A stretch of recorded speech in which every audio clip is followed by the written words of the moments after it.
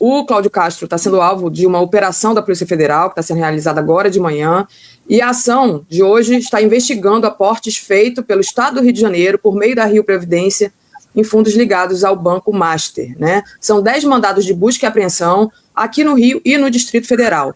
E as ordens foram expedidas pelo ministro André Mendonça, relator do caso Master, no Supremo Tribunal Federal. Eu vi uma foto agora, uma imagem, na verdade, da TV Globo, né, que mostra o Cláudio Castro na cobertura. Estou com ela. Federal, exatamente. E a Polícia Federal. E aí a imagem que veio, eu até cheguei a postar no Twitter, é que, literalmente, a investigação sobre a corrupção chegou no andar de cima. Você olha ali, exatamente, essa imagem é uma metáfora daquilo que o Lula tem dito, que o caso Master, hoje nós estamos tendo a oportunidade de chegar no andar de cima da corrupção.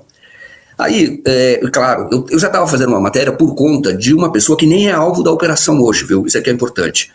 Que foi um assessor dele, que foi um policial federal por 30 anos, que é o Antônio Carlos dos Santos. E é muito importante, e tem que jogar foco nessa pessoa, porque ele deveria, pelo menos eu olhei na relação dos que estão sendo alvo hoje, ele não está. Que é o Antônio Carlos dos Santos, que foi diretor financeiro da SEDAI. E como eu disse, ele foi policial federal até 2017. A agente da Polícia Federal chegou a ser chefe de segurança lá do aeroporto Santos Dumont. E é o cara que depois andou pela prefeitura de Itaguaí, foi presidente do Detran durante um tempo, enfim, teve ali, circulou nos meios políticos. E por que eu estou falando dele? Porque ele é chave para entender esse caso. Ele é um operador, na verdade, do Cláudio Castro. E qual foi a participação dele? Porque no caso específico da SEDAI, a SEDAI perdeu cerca de 230 milhões, mais ou menos, recuperou um dinheirinho que tinha um investimento de 250 milhões. E agora ela está na fila lá da liquidação extrajudicial. E perdeu, porque quando foi privatizada, a SEDAI ficou com o caixa. E tem ela não deixou de existir. Foi privatizada a concessão, o serviço, né? E aí esse caixa, ela fez investimentos, com um chamado excedente de caixa, que ela tinha em caixa. E foi para onde? Foi para o Master. E aí perdeu, como eu disse, cerca de 230 milhões. E como é que ela fez esse investimento? Aí foi um golpe, foi uma tramóia. E ali você vê claramente a digital do governador. Por que você vê, na época, governador? Porque que acontece é o seguinte, em 2022, o Cláudio Castro nomeia o assessor dele, era um assessor de gabinete, era chefe da assessoria, que é Antônio Carlos dos Santos, esse ex-policial federal. Aí ele vai para a SEDAI como diretor financeiro, e ali, cerca de 8 meses depois, ele dá um parecer para alteração de estatuto da SEDAI. Aí começa o roubo. Aí é preparado para o roubo. Faz um parecer. Por que faz esse parecer? Por que isso é importante? Ele era o diretor financeiro. E aí isso é aprovado pela diretoria. Antes, para você fazer um investimento, pegar o dinheiro da SEDAI e fazer um investimento, você tinha que ter uma instituição bancária que tivesse uma classificação de risco, tá? Dessas agências de classificação do risco do mundo, das 3 principais do mundo, tá?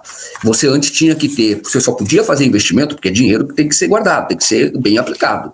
Você só podia fazer investimento que tivesse, em banco, que tivesse avaliações positivas, eu vou dizer qual é a avaliação, de 2 das 3 maiores agências de risco, que é a Standard & Poor's, seria a Moody's e a Fitch Ratings. Aí o que acontece? Com essa alteração, você teria que ter uma classificação de A-, que numa classificação de 1 até 16 é 7.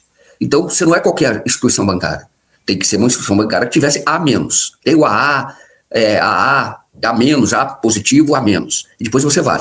E aí, com essa alteração, eles disseram que podia, esse do Antônio Carlos Santos, o policial federal que não está sendo alvo de investigação hoje. Seria interessante porque ele poderia entregar o Cláudio Castro. Aí ele com essa alteração, nessa escala de 1 a 16, poderia ser aquela que ocupasse a posição 10, que é BB-. É justamente, podia ser de uma agência de classificação de risco, que é a Fitch. É justamente a posição do Master. Aí o que eles fizeram? Com isso, legalizaram a possibilidade de fazer investimento no Master. Aí pegaram 200 naquela ocasião, primeiro foi 210, depois foi mais 40. Chegaram e investiram 250 milhões. Dinheiro que nunca mais vai recuperar, que é claro, que está em liquidação extrajudicial, tem 300 mil na fila aí. Então, ali você teve o golpe consumado. Então, o que eu quero dizer, com essa apuração que eu já estava fazendo, e coincidiu da operação de hoje, que essa operação, pelo menos até agora, pelas notícias que eu tenho, ela está manca. Porque o Antônio Carlos dos Santos, que era o chefe da assessoria do Cláudio Castro, não está sendo alvo dessa investigação. E lembrar, isso é importante, ele foi agente da Polícia Federal durante 30 anos e ocupou cargos importantes da Polícia Federal do Rio de Janeiro. Porque ainda tem um escândalo da Refit, quer dizer, ele está respondendo pelo escândalo da Refit, porque ele liberou geral, deixou livre o pagamento dos impostos da Refit, aceitou lá 1 bilhão de quem devia muito mais de 9 bilhões. Tem esse do Master, e ainda tem o jatinho, né, o Daphne? Os voos que ele fez com a família, para São Paulo, para o Rio Grande do Sul, eu acho que foi para Salvador também, não sei mais para onde. Então, tem muita coisa que ainda vai aparecer. Eu acho que Cláudio Castro não é mais candidato a senador, vai perder, embora ele queira. Acho que isso vai afetar o resultado da família Bolsonaro no Rio de Janeiro, tá? Vai dar força à candidatura da Benedita, acho isso. Agora, estamos vendo onde vai dar isso tudo. Vamos ver.